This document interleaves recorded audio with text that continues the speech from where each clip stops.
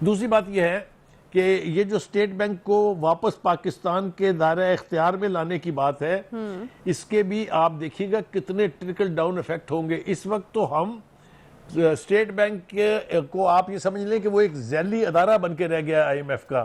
یہ کسی بھی ایک خود مختار ملک کے لیے کوئی پریسٹیجیس بات نہیں ہے، بلکہ یہ غلامی کی ایک نشانی ہے جس سے ہمیں جتنی جلدی ہو نکل آنا چاہیے۔ دیکھیے دوسری بات یہ ہے کہ یہ جو 4 سال سے سی پیک کے اوپر کام رکا ہوا تھا، یہ کس کی خواہش ہے، کون ایسا چاہتا ہے، یہ سب کچھ آپ کو معلوم ہے۔ یہ ہمیں نہیں ہونے دینا ہے، ہم نے اپنی اکانومی کو ان بنیادوں پر استوار کرنا ہے۔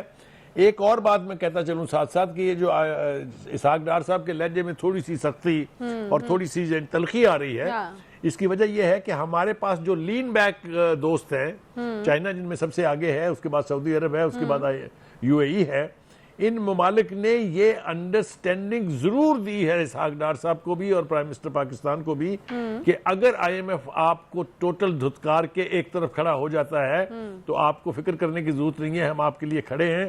یہ ہے وہ قوت یا یہ ہے وہ پاور جس کے اوپر اسحاق ڈار صاحب نے اس طرح کی گفتگو کی ہے۔ مجھے تو ایز اے پاکستانی بہت خوشی ہے۔ یعنی بخاری صاحب آپ کو لگتا ہے کہ آپشن بی کے اوپر کام ہو رہا ہے؟ جی، آئی ایم ایف نہیں تو پھر آپشن بی کے اوپر کام ہو رہا ہے، اور وہاں سے اگر کوئی مزید گرین سگنل ملتا ہے تو پھر شاید ہم اس پوزیشن میں آ جائیں کہ کہیں جی کہ نہیں ہمیں ضرورت آپ کے پیکج کی۔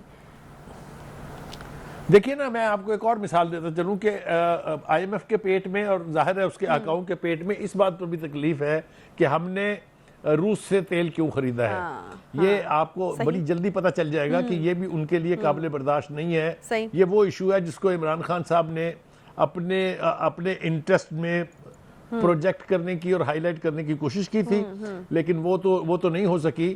اب چونکہ تیل آ گیا ہے، ہماری ریفائنری جو ہے وہ اس قابل ہے کہ اس کو ریفائن کر سکے، اور پاکستان میں تیل کی قیمتوں میں واضح کمی ہونے جا رہی ہے۔ میرے خیال سے اس طرح کی پالیسیز ہی جو ہیں وہ ہمیں اختیار کرنی چاہیے۔ ہمیں اپنے وسائل پر انحصار کرنے کی عادت ڈالنی ہوگی، جس طریقے سے اسحاق ڈار صاحب نے بجٹ میں ٹیکس نیٹ کو بڑھانے کی بات کی ہے، یا جو ان کا روڈ میپ ہے ٹیکس نیٹ کو بڑھانے کا، وہ اگر ہو جاتا ہے تو ہماری یہ محتاجی بہت حد تک ختم ہو جائے گی۔ تو میری ذاتی رائے میں تو ہم ایک ایسی سمت میں چل پڑے ہیں جہاں ممکن ہے وقتی طور پر ہمارے لیے پریشانیاں اور مشکلات ہوں گی، لیکن بالآخر ہم ایک خود مختار ملک کے طور پر سر اونچا کر کے چل سکیں گے۔ میرے خیال سے اس کے لیے ہر اس ادارے کو، ہر اس سیاسی جماعت کو کوآپریٹ کرنا چاہیے گورنمنٹ کے ساتھ کہ اکنومیکلی ایٹ لیسٹ ہم انڈیپینڈنٹ ہو جائیں۔ نہیں بخاری صاحب، میرا خیال ہے کہ اسٹیٹمنٹ پہ بھی شاید غور کرنے کی ضرورت ہے کہ اگر آپ ایسے ہاتھ پھیلا کر کھڑے ہوتے ہیں تو پھر آپ کس طرح کہہ سکتے ہیں کہ پاکستان خود مختار، اگر آپ آئی ایم ایف سے کہتے ہیں کہ پاکستان ایک خود مختار ملک ہے، اس کو یہ حق ہونا چاہیے، یہ حق ہونا چاہیے، یا پھر جو ہے وہ اپنی مرضی کے فیصلے ہمیں کرنے دیے جائیں، تو پھر میرا نہیں خیال کہ آئی ایم ایف آپ کو پھر ڈینائی بھی کر سکتا ہے کہ ٹھیک ہے آپ خود مختار ملک ہیں تو پھر آپ ہمارے پاس کیا کرنے آئے ہیں۔ تو ابھی یہ اسٹیٹمنٹ شاید کچھ زیادہ ہے اسحاق ڈار صاحب کی طرف سے۔ پرسنلی آئی فیل کہ ہم خود مختار ملک ہیں، ہمیں یہ والا رائٹ ملنا چاہیے۔ یہ آپ کہہ سکتے ہیں کہ یہ کوئی زیادہ انہوں نے لائن کراس کر لی ہے، لیکن دیکھیں نا وہ ہمیں مثالیں دے کے سمجھا رہے ہیں۔ مثال کے طور پر آئی ٹی کا جو شعبہ ہے اس میں ہم تھوڑا سا بینیفٹ دینا چاہ رہے ہیں، آئی ٹی کے جو یوتھ ہماری ایک بڑی تعداد جو ہے اس شعبے کے اندر شامل ہے، لیکن آئی ایم ایف کو وہ برداشت نہیں ہے۔ آئی ایم ایف کہتی ہے کہ اس قسم کی کوئی چھوٹ نہیں دینی چاہیے۔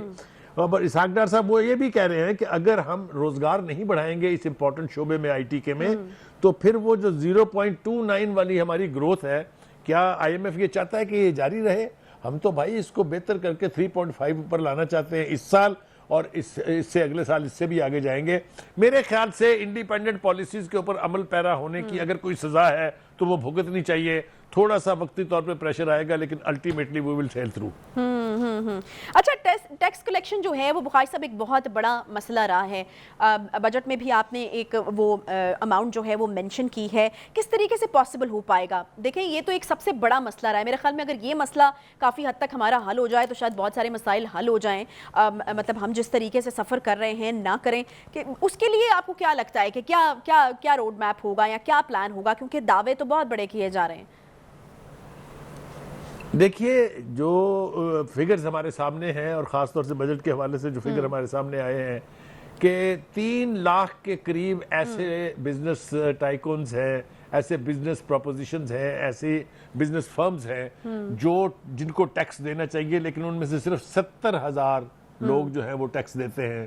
تو یہ جو گیپ ہے اس کو اگر ہم برج کریں، اس کو اگر ہم ٹیکس نیٹ میں لے کے آئیں تو ایک بہت بڑی رقم جو ہے وہ ہو سکتی ہے. دوسرا جو اوورسیز پاکستانیز ہیں جن کے بارے میں ہم آگے چل کے بات بھی کریں گے، اگر ان کی ریمیٹنسز جو ہیں اس کو ہم ریگولیٹ کر لیں، اگر ہم ان کو موٹیویٹ کریں کہ پاکستان کی اگر آپ ریمیٹنسز کے ذریعے مدد کرتے ہیں تو ہماری یہ جو مشکلات ہیں نہ صرف یہ حل ہوں گی، بلکہ یہ جو ہم غلامی کے ایک شکنجے میں جڑے ہوئے ہیں I M F, World Bank اور اے ڈی بی بینک جیسے اداروں کے، ان سے بھی ہماری جان چھوٹ جائے گی.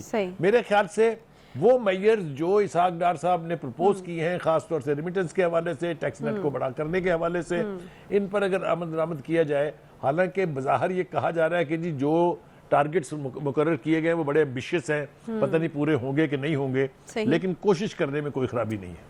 ٹھیک ہے ٹھیک ہے. تو بخاری صاحب آپ کو نہیں لگتا کہ اس چیز کے لیے بھی آبویسلی اسٹیبلٹی جو ہے وہ ضروری ہوتی ہے؟ جو آپ اوورسیز پاکستانیوں کے حوالے سے آپ نے بات کی ہے، یقیناً اوورسیز بھی تبھی جو ہے وہ زیادہ اگر انویسٹ بھی کرتے ہیں تو پھر تبھی کرتے ہیں جب ایک اسٹیبل گورنمنٹ ہوتی ہے. تو وہ ایک پروسیس جو الیکشن کا ہے وہ بھی میرا خیال میں ضروری ہے اس کے لیے، اگر ہم چاہتے ہیں کہ چیزوں میں کچھ اسٹیبلٹی جو ہے وہ آئے.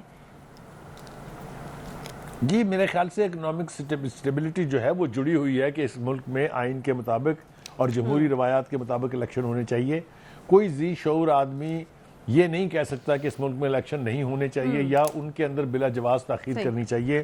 یقینی طور پہ پولیٹیکل سٹیبلٹی جو ہے وہ جڑی ہوئی ہے پاکستان کی اکانومی کے ساتھ، اور اکانومی کو بہتر کرنے کے لیے آپ کے آئینی ادارے، جمہوری حکومتیں جو ہے وہ چلتی رہنی چاہیے. یس الیکشن جو ہے وہ ہونے چاہیے ضرور، اور الیکشن ہوں گے پولیٹیکل سٹیبلٹی آئے گی، اور پولیٹیکل سٹیبلٹی کے ساتھ یقینی طور پر ہماری اکانومی کی صورتحال بہتر ہوگی. اس کے بارے میں کوئی دو رائے نہیں ہے میرے خیال سے. It is as simple. صحیح ہے. اچھا اب اس کے ساتھ ایک اور مسئلہ جڑا ہوا ہے بخاری صاحب، اور وہ یہ کہ گیلپ کا ایک سروے آیا ہے، وہ میں آپ سے شیئر کرنا چاہتی ہوں. ہر 10 میں سے 7 پاکستانی سمجھتے ہیں کہ ملک میں کامیاب کاروبار کے لیے رشوت ضروری ہے. اتنی غیر یقینی کے ماحول میں، اتنا جب ایک اس طرح کا خیال کیا جائے گا کہ رشوت جو ہے یا بدعنوانی جو ہے یہاں پر بہت زیادہ ہے، تو ایسی صورتحال میں کون اپنا سرمایہ لگائے گا، کون یہاں پر بزنس کرنا چاہے گا؟ یہ بھی ایک بہت بڑا مسئلہ ہے. دیکھیے پہلی بات تو یہ ہے کہ یہ جو کرپشن ہے یہ انٹرنیشنل فنومینا ہے. آپ کو پتا ہونا چاہیے کہ ہمارے پڑوسی ملک کے اندر 400 لوگوں کو پھانسی لگا دیا گیا اس لیے کہ انہوں نے اکانومی کے جو شعبے ہیں ان کے اندر جو ہے کرپشن جو ہے اس کو انٹروڈیوس کیا کرایا تھا، یعنی کرپٹ پریکٹسز کی تھی، اس کی سزا ملی ان کو. پھانسی لگ گئی نا، چائنا جو ہے دیکھ لیں کہاں کھڑا ہے. اس میں پازیٹیو بات یہ ہے کہ پھانسی لگ گئی وہاں پر. ایلیمینیٹ کرنے کے لیے ہمیں ہر قسم کے میئرز کرنے چاہیے، ان کو سزائیں دینی چاہیے. اور جتنا زیادہ ہم کرپٹ ایلیمنٹس کو ایلیمینیٹ کریں گے اپنی سوسائٹی سے، چاہے وہ اداروں میں ہے، چاہے وہ سرکاری ملازموں میں ہے، چاہے وہ کسی بھی سیکٹر میں ہے، یہ بہت ضروری ایلیمنٹ ہے کہ کرپشن کے اوپر قابو پایا جائے. تبھی لوگوں کا اعتماد بڑھے گا، تبھی لوگوں کی انویسٹمنٹ آئے گی. اور میں پھر آپ سے کہہ رہا ہوں کہ جو اوورسیز پاکستانیز ہیں ان کی 2 طرح کا کنٹریبیوشن ہوتا ہے. ایک وہ جو وہ ریمیٹنسز بھیجتے ہیں اپنے گھر والوں کو پیچھے، اور ایک وہ جو وہاں پر افلوئنٹ پاکستانی ہیں وہ انویسٹ کرتے ہیں پاکستان کی انڈسٹری میں اور پاکستان کے دیگر شعبوں میں. تو یہ بہت بڑا ایک کنٹریبیوشن ہو سکتا ہے.